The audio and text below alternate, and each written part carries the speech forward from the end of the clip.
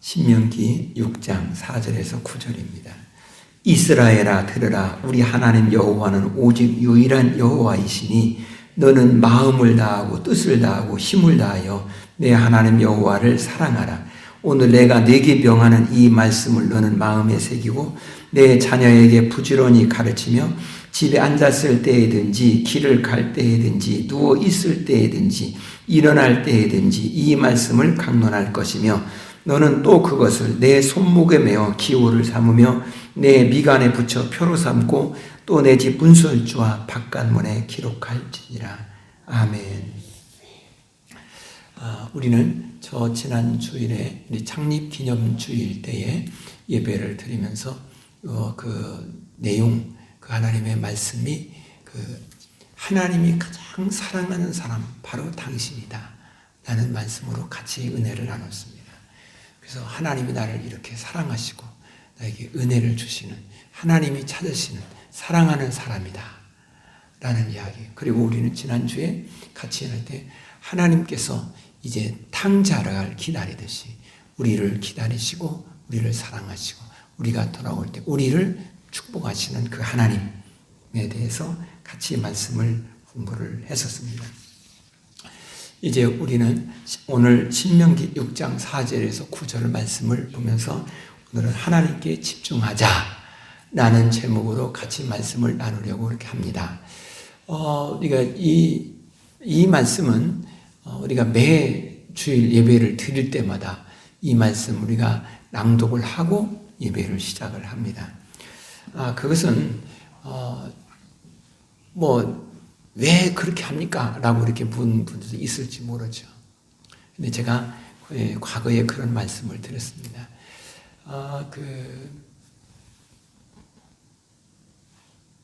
이스라엘 사람들이 하나님을 예배할 때든지 또 그들은 하나님께 기도할 때든지 그럴 때 꼭 이 말씀을 암송을 한단 말이죠. 꼭 암송을 하면서. 그리고 이제 그들이 아이들이 학교를 갈 때에도 이 말씀을 암송하고 그만큼 중요하다라는 것입니다.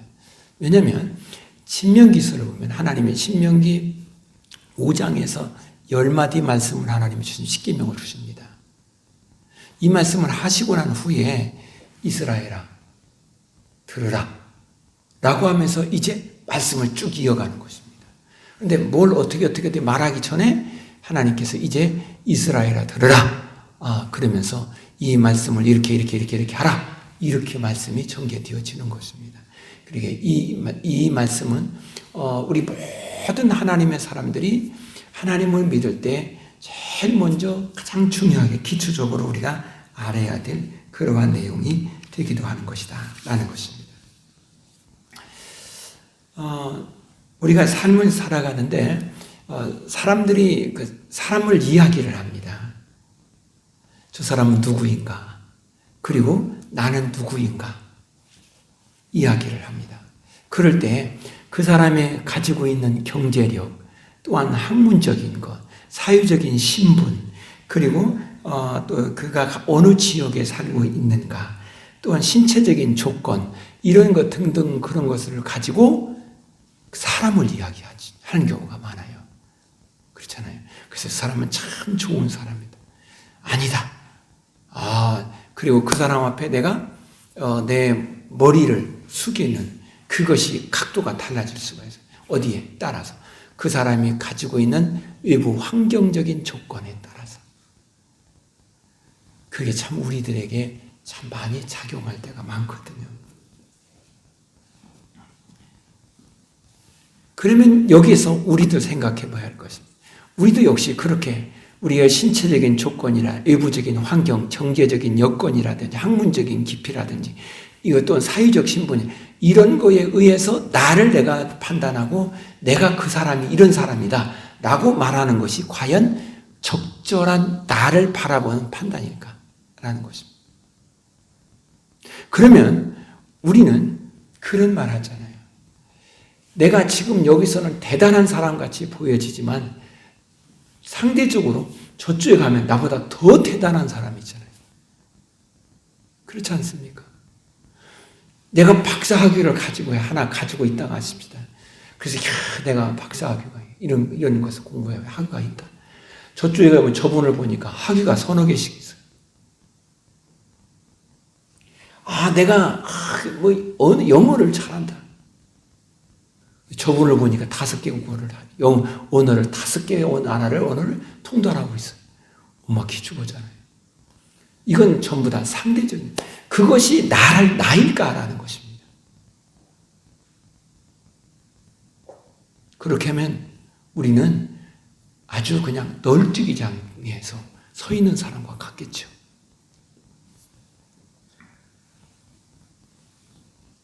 신앙인에게 있어서 영원히 나를 볼 때, 나를 생각할 때, 내가 누구냐? 당신이 누군가?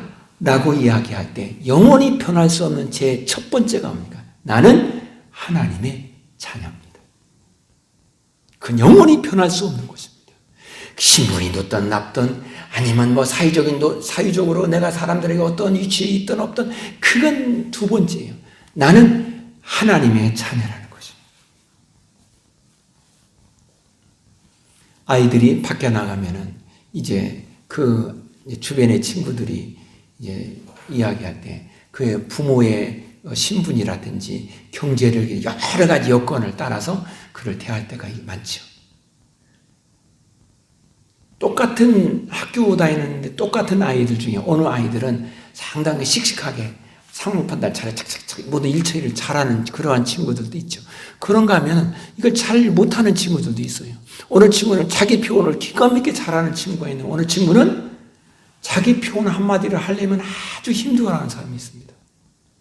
그러면 이 친구는 딱 잘못하면 학교에서 왕따 되는 그러한 위치에 있을 수 있는 위험이 있죠. 그럴 수 있잖아요. 다 그렇다는 이야기가 아닙니다. 어느 한 친구가 밖에서 친구들에게 놀면서 아주 놀림도 당하고 그렇습니다. 그러자 집에 왔습니다. 아이가 엄마에게 말한, 엄마 다른 게 그냥 왜 그런지 몰라 라고 하면서 웁니다. 그럴 때 엄마가 이렇게 말합니다. 친구들이 너를 그렇게 말하네. 그게 중요한 것이 아니야. 너는 엄마의 자녀야. 그게 중요한 거야 라고 말합니다. 엄마는 너를 세상에서 가장 소중하게 여기는 거야. 이렇게 너를 소중히 여기는 엄마의 너는 자녀야. 그게 중요하지. 저들이 말하는 것은 그게 중요한 게 아니야. 그렇죠. 내가 누구냐라는 것입니다. 이제 내가 누구인가라는 걸 아는 사람은 나는 하나님의 자녀라고 할 때에 나의 하나님은 누구인가? 내가 어떻게 그 하나님의 자녀로서 살아가는 것이 옳은 것일까? 이걸 생각해야겠죠. 나 하나님의 자녀야. 그리고 나서 그 다음에는 막 내 마음대로 내가 살고 싶은 대로 마구 아무렇게나 살아갑니다. 그러면 하나님의 자녀라는 것이 바른 삶의 태도로 나타나는 것일까? 그렇지 않죠.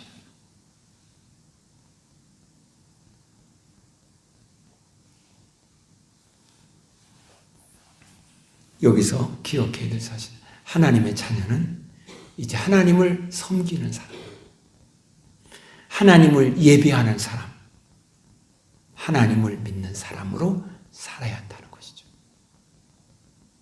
하나님의 자녀는 이렇게 하나님을 섬기고 하나님을 예배하고 하나님을 온전히 믿는 것입니다. 그걸 함축해서 하나의 문장으로 다시 이야기해 보면 하나님의 자녀는 하나님의 방법대로 살아가는 사람입니다. 그게 하나님의 자녀예요. 그러기에 우리가 하나님의 자녀로의 삶을 살아가는 그 일을 부지런히 배우는 것, 그것이 오늘 우리들이 살아야 될 삶의 중요한 자세다.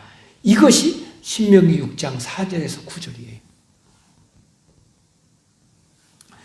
우리나라가 1945년도에 일제강점기 해방이 됩니다. 그리고 1948년도에 우리나라가 건국이 되죠. 이제 우리는 8월 15일 건국이 돼요. 그런데 저 북은 구구절이라 해서 9월 9일이 북한 건국일이래요. 우리 좀 빠르죠? 정통성이 우리에게 더 있는 거예요. 어쨌든 간에 이제 이렇게 그럴 때 북한은 일본 사람들이 그 중국어를 그쪽에 많이 해놨기 때문에 중국어 기계라든지 공장 이런 것들이 많거든. 자원도 많고요. 그래서 남한과 북한에서 북한이 훨씬 잘 살았어요. 제가 이 교회를 건축할 때에 동네, 여기 동네가 아니라 저쪽 그 남산 쪽에 사시는 어느 분이 여기 좀 놀러 오셨어요. 와서 여기 앉아서 쉬시는 겁니다. 그러면서 쭉 이야기를 합니다. 옛날에 여기 들어오는 입구가 길이 아주 좋지 않았지. 장 없이는 못 들어온 동네였어. 그런데 거기에 세면으로 이렇게 포장을 해놨습니다. 포장을, 사실이 아닌지는 모르겠어요. 근데 이분이 이렇게 말합니다.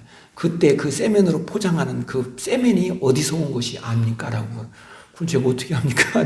그 포장된 후에 왔으니까 제가 모르지요. 그러니까 뭐냐면 북에서 세면을 주었대요. 북한에서. 그곳으로 포장을 한 거래요. 그래서 그러세요. 그런 역사가 있었어요. 우리보다 잘 살았어요. 그런데 거기는 공산주의로 갔습니다. 이 남한은 자본도 없고 자원도 없죠. 아주 가난했죠. 그래서 이승만 대통령이 이러면 어떻게 하면 좋을까? 어떻게 하면 이 나라를 다시 살릴 수 있을 것인가? 라고 합니다. 그래서 그때 이승만 대통령 운동을 일으킨 것이 있는데 그것이 교육입니다. 우리의 미래를 교육을 시켜야 돼요. 내가 못 먹고 내가 못 입고 허리띠를 뿔끈 줄래고 맹물 먹고 그렇게 산다 할지라도 자녀들을 교육시켜야 미래가 있다라고 말합니다. 그래서 온 교육에 힘을 기울입니다. 시간이 흘러갔습니다. 오늘의 시점에 와서 보니까 달라졌습니다.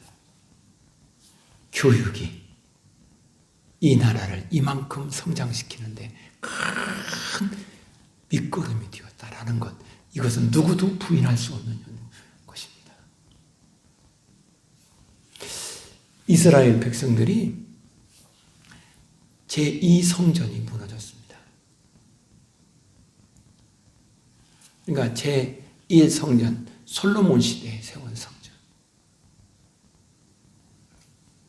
그리고 제2성전, 다시 포로에 돌아왔을 때 이들이 세운 성전, 그 성전이 무너졌습니다.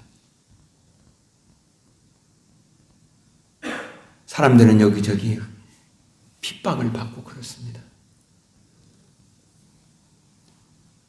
그때 로마는 이스라엘에게 교육을 못하게 합니다. 교육을 하지 못하도록 아주 압박을 합니다. 그래서 그들은 몰래 숨어서 끝까지 놓지 않은 것이 하나 있는데 그것이 교육입니다. 그러면 그 교육의 첫 번째가 뭘까? 너는 하나님의 자녀라는 것, 거기서부터 시작하는 것입니다.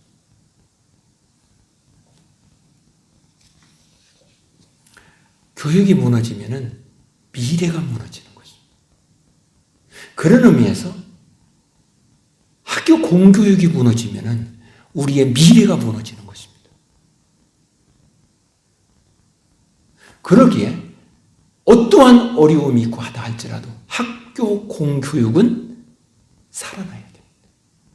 그리고 그 학교 공교육을 위해서 헌신한 모든 선생님들은 존중받아야 돼요. 존경해야 돼요. 물론 거기에 뭐 이렇게 그렇지 못하다고 하는 분이 있을 수 있겠죠. 그건 옥의 티예요. 선생님들을 존중. 누구든지 나를 존중할 때 내가 그 일에 보람을 느끼고 더 열심히 하게 됩니다. 그러나 내가 존중받지 못한다고 할 때는 그 일 하기가 싫은 거죠. 그렇지 않겠어요? 존중받아요. 그래서 학교 공교육은 무너져서는 안 되는 거죠. 미래이기 때문에. 그러면 교육이 무엇일까요? 우리 한국의 교육이 아주 전 세계적으로 교육열이 뛰어나다고 말합니다. 그러면 우리 한국의 교육은 어떠한 교육일까? 이 교육은 무엇을 하는 교육일까?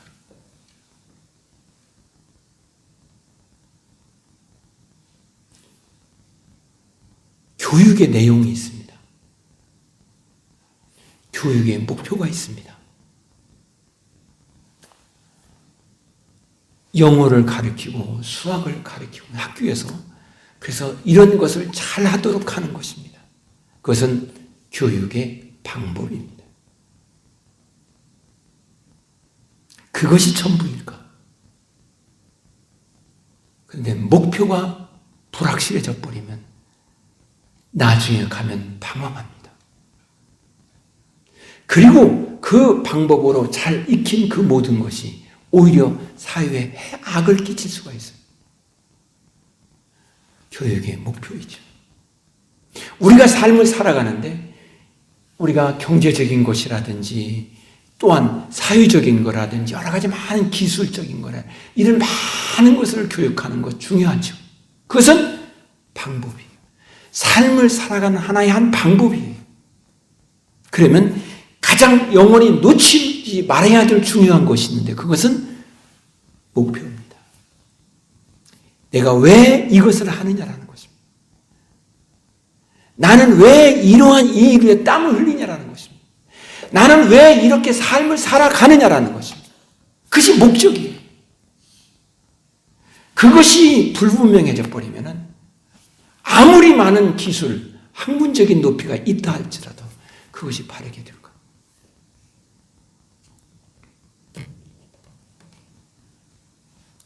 요즘에는 이제 AI 시대라고.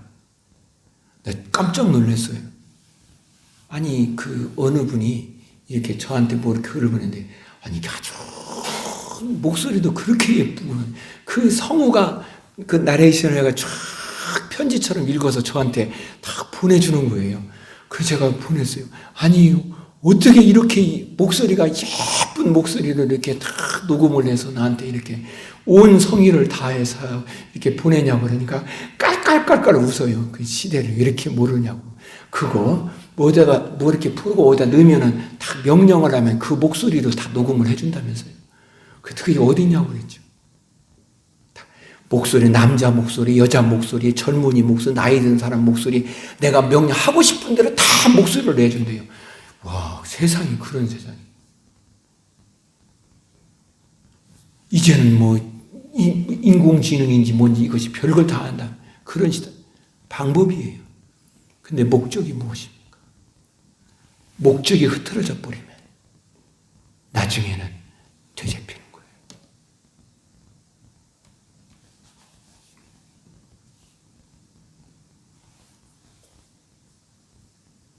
이스라엘에게 들어라 라고 말씀을 합니다.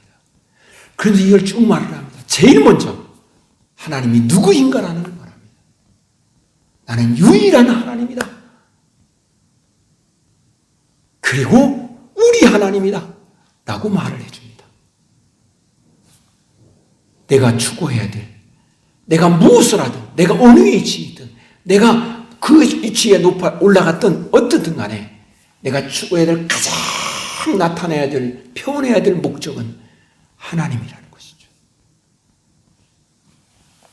이것이 무너지면 삶이 다 무너지기 시작합니다. 이것이 무너지면 사람이 사람으로 보여지지 않고 극단적으로 하면 사람이 돈으로 보여지고 사람이 수단으로 보여지기 시작하면 그 사회는 무너져가는 것입니다. 나는 하나님의 자녀입니다. 여러분들도 하나님의 자녀입니다. 여기서 출발해야 됩니다. 성경에 악을 말을 합니다. 악이 무엇입니까? 악의 출발이 어디서부터 되어질까? 물론 여러 가지 사람들은 말을 할 수가 있습니다. 그런데 제가 성경을 보면서 하나의 생각하는 것이 그것은 하나님을 알지 못하는 무지에서 출발하는 것이 악이라고요. 하나님을 알지 못하는 무지. 거기서 나오는 것이 자꾸만 이상한 잘못된 것이 나오는 것입니다.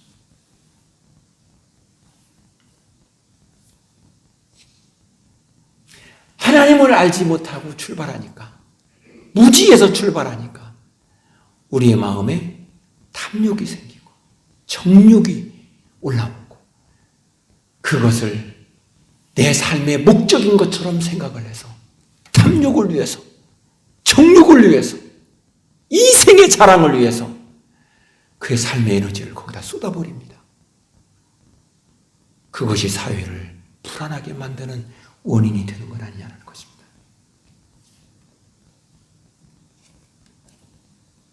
하나님은 그러한 우리들에게 말합니다. 이스라엘아 들으라고 말합니다.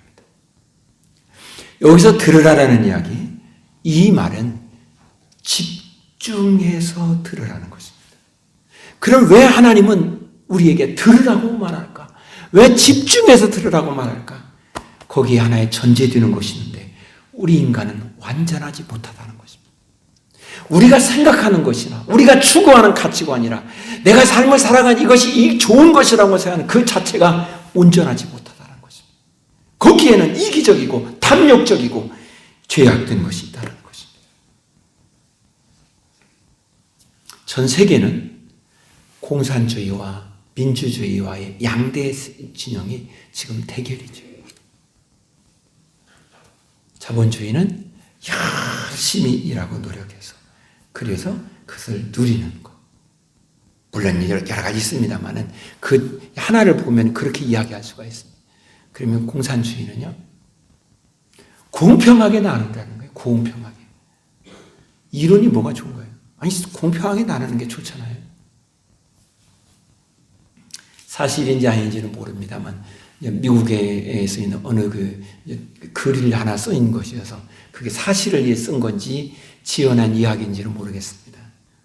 어느 대학에서 학생들하고 교수님하고 서로 대화, 논쟁을 합니다. 평등에 대해서 논쟁을 했습니다. 평등. 사람은 평등하니 평등하게 살아야 공평해야 됩니다. 라고 학생들이 주장을 합니다. 그래서 교수님이 그렇지, 맞지, 좋지. 그러면 공평해야겠지. 그럼 우리는 무엇부터 실천하면 좋을까? 라고 합니다. 그래서 교수님이 제안을 합니다. 우리가 이제 조금 있으면 시험을 보지 않느냐. 그런데 이 여기서부터 공평하게 하자. 그러니까 아이들이 좋다고 하지요. 공평하자니까 좋죠. 그래서 시험을 봤습니다. 그 말을 한 후에 처음 시험을 본 거니까 나름 아이들이 열심히 공부를 했죠. 그래서 교수님이 시험을 다 본 후에 전체 총점을 해서 거기서 석차를 거기에서 평균을 냈습니다. 그 전체 학생들에게 평균을 짜기 우리의 성적은 이렇다라고 말합니다. 그리고 다음에 또 그렇게 시험을 봅니다. 똑같이 공평하게 지난번처럼 할 것이다 라고 했는데 학생들이 다 F를 맞았습니다. 왜 그러는가? 공부 잘하는 아이들은 공부해야 뭐 또 이러니까 에이 안 해 그러고 안 하는 것입니다. 공부를 못하는 아이들은 내가 공부를 안 해도 제 공부 잘하는 점수를 내게 보태줘서 올라가니까 괜찮아. 안 해도 돼. 그래서 다 공부를 안 했습니다. F를 맞았습니다. 여러분, 이것이 인간의 사고입니다.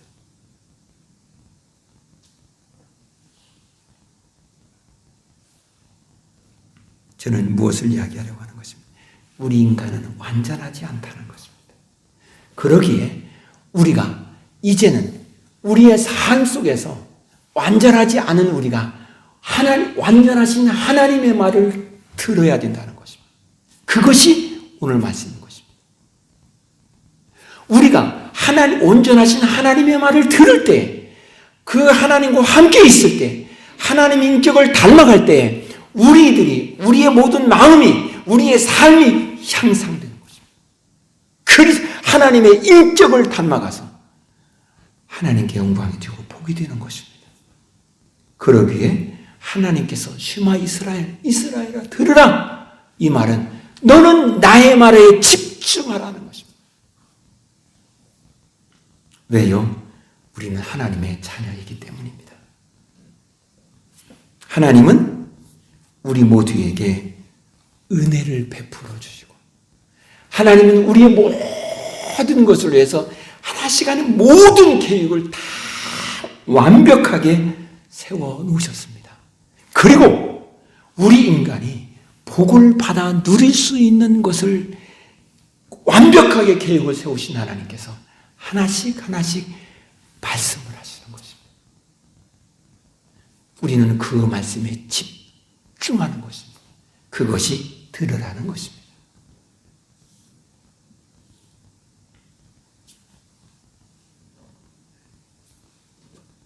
미국에서 어느 날 그 추운 겨울에 눈이 오고 막 그런 추운 겨울에 그 산에 자동차를 쭉 타고 이렇게 갑니다.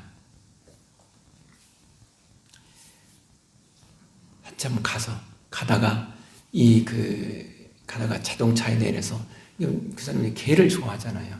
그래서 개와 함께 막 사는 길을 막 갑니다. 가다가 어떻게 하다 개를 잊어버렸어요.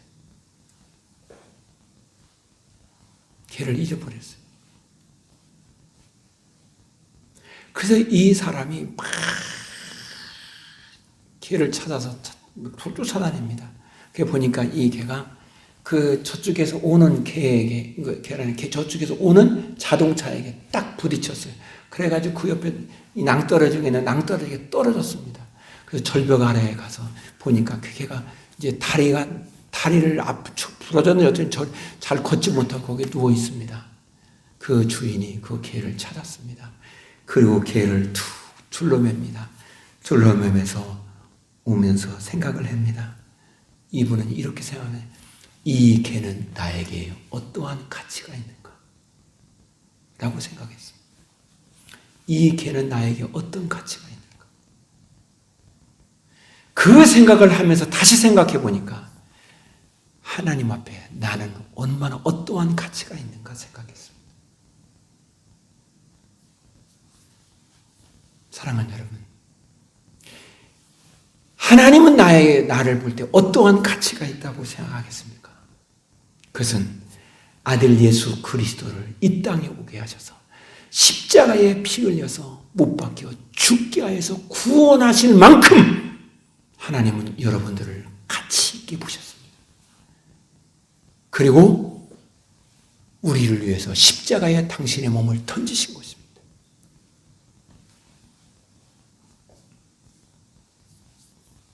그 하나님 앞에 살아가는 우리들입니다. 그러기에 나의 삶에 있어서 수단이 목적을 대신할 수는 없습니다. 열심히 도는 것, 돈을 버는 것, 수단입니다. 내 사회적인 신분이 높아져가는 것도 수단일 뿐입니다. 목적이 무엇입니까? 내가 안락한 삶을 살아가는 것, 역시 그것도 수단일 뿐입니다. 우리 한국에, 물론 제가 비평하고 하려고 하는 것은 하는 말은 아닙니다. 근데 저의 눈에는 그렇게 보여지는 거예요. 한국의 교육열이 높습니다. 그런데 이 교육은 목적일까, 수단일까? 사람들은 목적이라고 말합니다. 그러나 제 눈에 비춰지는 교육열은 수단인 것 같습니다. 자녀들에게 너는 서울대 가라고 말합니다. 그건 목적일까, 수단일까? 서울대 가야 좋은 자리, 좋은 데 취직을 잘할 수 있을 것 같으니까. 그러면 수단이 되겠죠. 여기에 하나님은 이스라엘에게 들으라, 집중하라고 말합니다. 그러면서 네가 누구냐라는 것입니다. 어느 부자 청년이 예수님께 찾아왔습니다. 내가 어떻게 해야 영생을 얻을 수 있겠습니까? 라고 묻습니다. 율법을 잘 지키라. 야, 잘 지켰지요.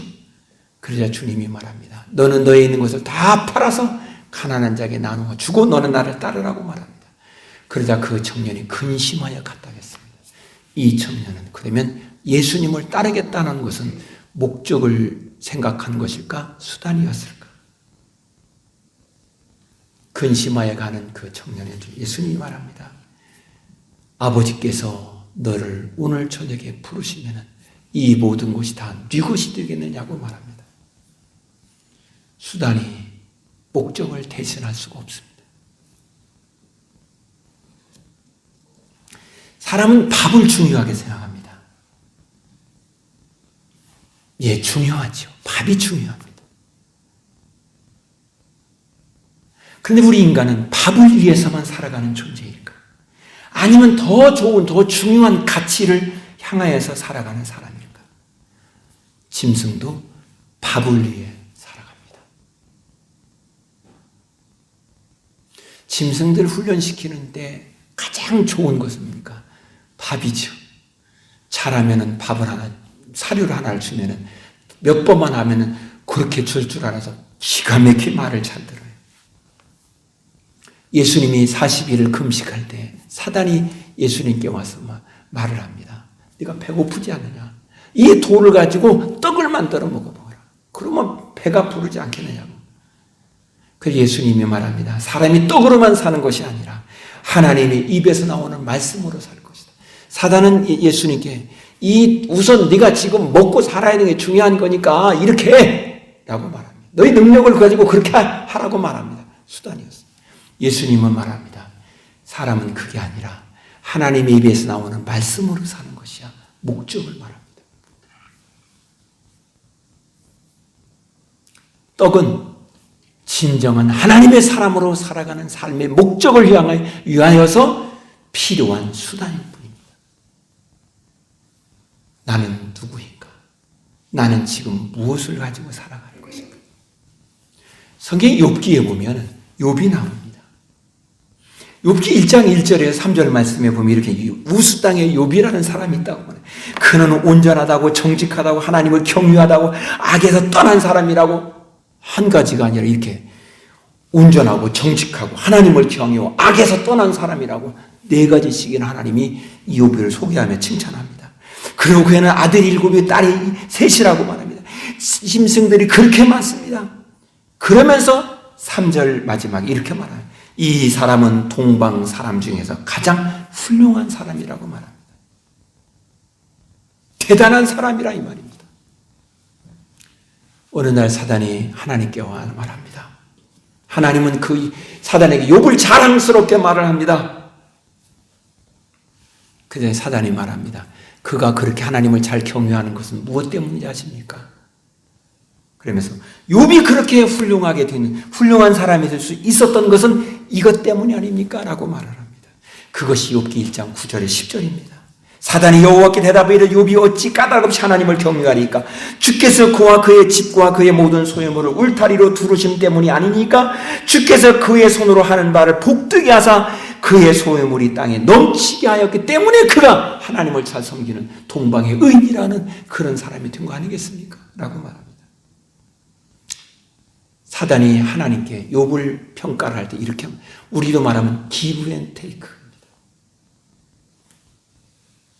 하나님께서 욥에게 그렇게 많은 걸 주었으니까 욥이 그 테이크로 하나님께 다시금 그렇게 하나님 이렇게 뭡니까 온전하고 정직하고 하나님을 경외하고 악에 떠난 사람이고 그렇게 사는 사람 살지 않겠습니까?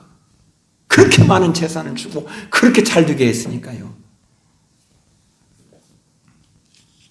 이거에 대한 문제를 이야기하고 있는 것이 욥기입니다. 사람은 사고 구조가 give and take. 네가 죄를 지었기 때문에 하나님 벌을 내린 거야. 이렇게 했으니까 이렇게 하는 거야. 트로이 전쟁의 그 배경이 되는 미의 사과라는 것이 있습니다. 거기에 파리스가 등장을 합니다. 파리스는 트로이의 왕 프리아모스 왕과 그 왕비 헤카베의 사이에서 난 그 사람이 파리스입니다. 그는 용맹하고 지혜가 있고 뛰어난 아주 그 인기가 높은 사람이었습니다. 그런데 거기에 이제 그 신화에 보면 아름다운 여신이 셋이 헤라, 아테나, 아프로디테카 발음도 잘 안 돼요. 이 서로가 이 서로 다툼이 있습니다. 그런데 그때에 그 내용을 쭉 뒤에 보니까 그렇게 이제 이 포리스가 이제 그 판단을 합니다. 나는데 내가 누구를 택할 것인가, 누구를 이렇게 딱 점찍을 것인가 계산을 합니다. 이 사람을 하면은 부와 권력, 이 사람은 지혜와 승리 등등 이런 주겠다고 약속한 걸 따라서 계산을 합니다. 그러면서 그 소설에서 말하려고 하는 중요한 핵심 것은 이런 것입니다. 사람은 움직이는데 이해관계에 의해서 움직이기 쉽다라는 것입니다. 저 사람이 어떤 사람이냐, 내가 저 사람이 이렇게 하면 저 사람이 나에게 이익이 될 건가 손해가 될 것인가, 그거에서 움직이기가 쉽다라는 것입니다. 사단은 하나님께 욥을 이야기할 때 그런 관점으로 이야기를 합니다. 하나님 사단에게 네가 한번 해봐라 이렇게 말을 합니다.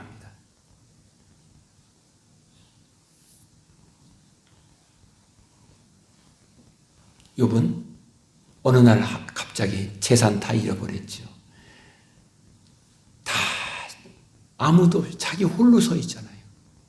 보통 고통스러운 것이 아니었습니다.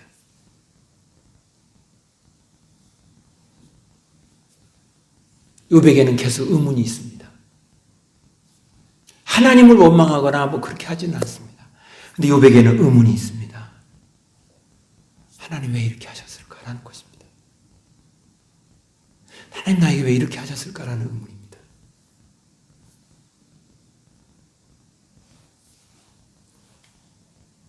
하나님은 그 욥기에서 우리에게 말씀해 주려고 한 중요한 것이 있습니다.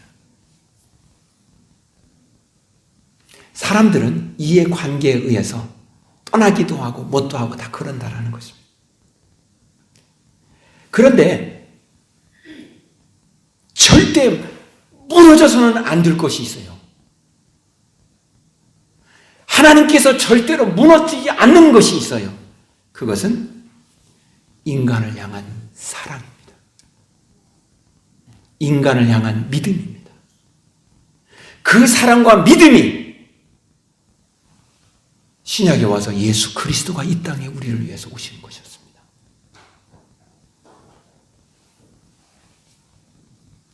그래서 욥기를 통해서 하나님께서 우리에게 가르쳐 주려고 하는 중요한 내용이 있습니다. 그것은 절대적 사랑입니다. 그 절대적 사랑이 뭐냐라는 것입니다. 그 절대적 사랑은 어디서부터 오느냐라는 것입니다. 그것은 하나님으로부터 온다라는 것입니다. 이 싸움이었습니다. 성경에 계속해서 보면 이 문제였습니다. 사무엘서에 보면 사울이 왕이 됩니다. 근데 훗날에는 그는 아주 나락에 빠져버립니다.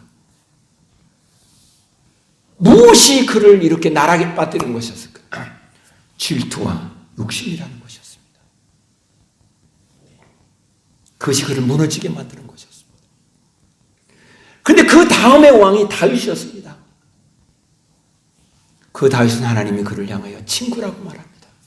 무엇이 그렇게 됐습니까? 그는 하나님을 향한 절대적 신뢰를 보입니다. 이것이 차이였습니다.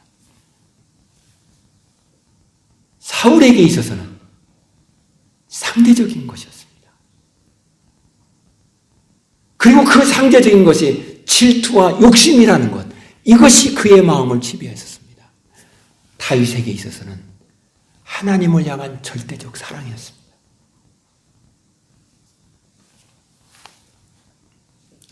우리는 이제 슈마, 이스라엘 때 슈마라는 히브리어가 이제 슈마, 이렇게 세 철자가 3개가 있습니다. 이 철자 3개를 가지고 이제 저들은 아이들을 교육합니다. 근데 이것을 가지고 문장을 하나씩 문장을 가르칩니다.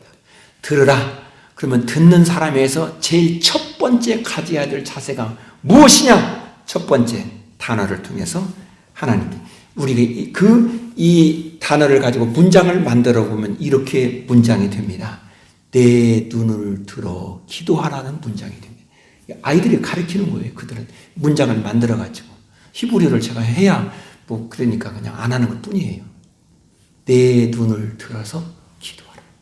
그러면 어떻게 기도하는 것이, 언제 눈을 들어 기도해야 될 것인가 할 때 자녀들이 이렇게 말한, 너는 아침, 점심, 저녁으로 누구에게? 찬송을 받으실 영원한 왕에게. 그러면 어떻게 될까? 그러면 너는 천국의 영예를 얻게 되는 거야. 이게 들으라는, 그 말을 통해 자녀들을 그렇게 가르치는 것입니다. 그렇습니다. 오늘 우리는 우리의 삶은 계속 영적 싸움이 있습니다. 하나님께 집중해야 될 것인데 그러지 못하도록 우리의 마음의 미움이라든지 시기라든지 또한 질투라든지 욕심이라든지 이런 것들이 계속해서 우리 마음에 작용해서 하나님께 집중하지 못하도록 우리 마음을 흔드는 것입니다. 여기에 이스라엘아 들으라라는 이야기를 통해서 너는 내 말을 들으라, 내 말에 집중하라는 말을 기억하면서 하나님, 내 모든 삶의 이런 상황에서 하나님께 집중하며 사는 자가 되게 하옵소서. 이것이 오늘 우리의 고백이 되고 우리의 발걸음이 되기를 소망합니다. 그럴 때 하나님께서 여러분들에게 귀하게 해서 복된 가운데로 인도해 주실 줄로 믿습니다. 기도하겠습니다. 전능하신 하나님, 우리의 삶에는 참 많이 우리를 흔들리는 요소들이 많습니다. 우리의 삶에는 우리의 마음이 왜곡됨에 빠져버릴 수 있는 환경이 너무도 많습니다. 여기에 이스라엘아 들으라, 이스라엘아 집중하라 라는 말씀을 하면서 하나님의 말씀을 듣고 하나님께 기도하며 하나님의 사람으로 온전히 하나님 절대적인 사랑 가운데 살기를 소망하옵나니 성령이여 우리의 이 마음이 흐트러짐이 없도록 인도하옵소서. 이제는 우리를 죄악에서 구원하신 예수 그리스도의 은혜와 하나님 아버지 영원 무궁하신 사랑하심과 성령님의 감동, 감화, 역사 안에서 교통 인도하시니 예배하는 우리 모두에게 영원토록 함께하옵시기를 축원하옵나이다. 아멘.